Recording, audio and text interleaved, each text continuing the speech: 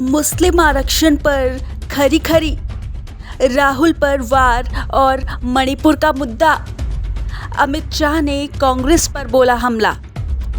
अमित शाह ने SC ST और OBC आरक्षण को लेकर कांग्रेस पर हमला बोला और दो टूक कहा कि जब तक संसद में बीजेपी का एक भी सांसद है, हम धर्म के आधार पर आरक्षण नहीं होने देंगे। उन्होंने कहा कि ये कहते थे कि आप संविधान बदल देंगे।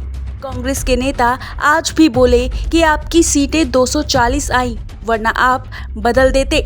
अमित शाह ने कहा कि उनको नहीं मालूम है कि 10 साल तक हमने 2/3 बहुमत के साथ एनडीए की सरकार चलाई, हमने आरक्षण को नहीं छुआ है।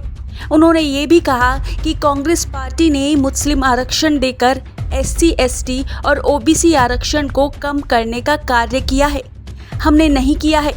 जब तक बीजेपी का एक भी सांसद सदन में है, हम ना धर्म के आधार पर आरक्षण आने देंगे और ना एससी एसटी ओबीसी के कोटा में कटौती होने देंगे।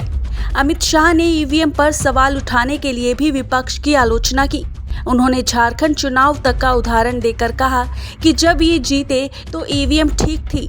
अमित शाह ने कहा कि चुनाव आयोग ने सार्वजनिक विज्ञापन देकर कहा है कि ईवीएम हैक हो सकता है, ये ईवीएम पड़ी है, कोई भी एक्सपेरिमेंट करके बता दो। ये सारी घमंडिया गठबंधन की पार्टियां विरोध करती है। इनका कल्चर है कि आरोप लगाओ और भाग जाओ, भ्रांति खड़ी करो।